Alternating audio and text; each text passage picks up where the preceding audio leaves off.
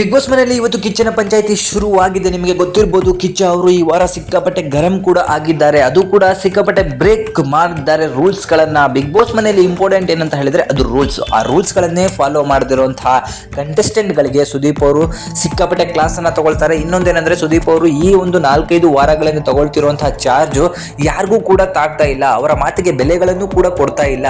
ಮನೆಯಲ್ಲಿ main rules ಗಳನ್ನೇ break ಮಾಡ್ಕೊಂಡು ಬಂದಿದ್ದಾರೆ. ಅದಕ್ಕೋಸ್ಕರ ಸಿಕ್ಕಾಪಟ್ಟೆ ರ್ಯಾಶ್ ಆಗಿ ಸುದೀಪ್ ಅವರು ಎಂಟ್ರಿಯನ್ನ ಕೊಟ್ಟಿದ್ದಾರೆ. ತುಂಬಾ ಜನಕ್ಕೆ ಕ್ಲಾಸ್ಗಳನ್ನು ಕೂಡ ತಗೊಂಡಿದ್ದಾರೆ. ಆದ್ರೆ ಈ ವಾರ ಎಲಿಮಿನೇಷನ್ ಇರೋದಿಲ್ಲ ಅಂತ ಹೇಳಿ ತುಂಬಾ ಕಡೆ ಹೇಳಲಾಗ್ತಿದೆ. ಆದ್ರೆ ಎಲಿಮಿನೇಷನ್ ಖಂಡಿತವಾಗಿ ಇದ್ದೇ ಇರುತ್ತದೆ. ಯಾಕಂದ್ರೆ ಈ ವಾರ ಪೂರ್ತಿ ಯಾವುದೇ ರೀತಿಯಾದಂತಹ ಒಂದು ಟಾಸ್ಕ್ ಗಳನ್ನು ಕೂಡ ಕೊಟ್ಟಿರಲಿಲ್ಲ. ಅವರ ವ್ಯಕ್ತಿತ್ವವನ್ನು ಹೊರಗೆ ಹಾಕುವಂತ ಕೆಲಸವನ್ನ ಮಾಡಿಸಲಾಗಿತ್ತು.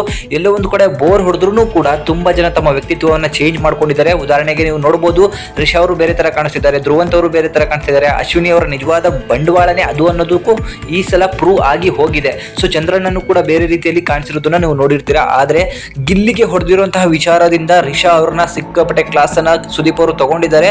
ಅಷ್ಟೇ ಅಲ್ಲ, ಹೊರಗಡೆ ಕಳಿಸುವಂತಹ ನಿರ್ಧಾರನೂ ಕೂಡ ಮಾಡಿದ್ದಾರೆ ಅಂತ ಹೇಳಲಾಗ್ತಿದೆ.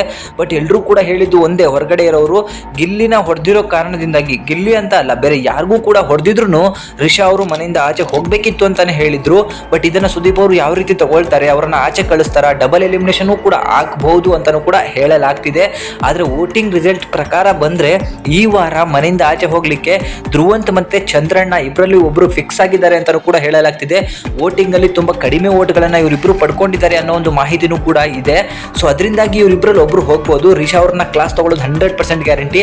ಹಾಗೆ ರಾಶಿಕಾ ಮತ್ತೆ ರಕ್ಷಿತಾ ಇಬ್ಬರ ಲೆಟರ್ ಅಲ್ಲಿ ಹರಿದಾಕಿದ್ರಲ್ವಾ, ಇಬ್ರು ಯಾರು ಕೂಡ ಒಪ್ಪಂದಕ್ಕೆ ಬರದೆ ಅದ್ರ ಬಗ್ಗೆನೂ ಕೂಡ ಕ್ಲಾಸ್ ತಗೊಂಡಿದ್ದಾರೆ. ಸೊ ಅದಕ್ಕೆ ಕ್ಲಾರಿಟಿ ಕೊಡ್ಲೇಬೇಕಾಗತ್ತೆ ಎಲ್ರು ಕೂಡ.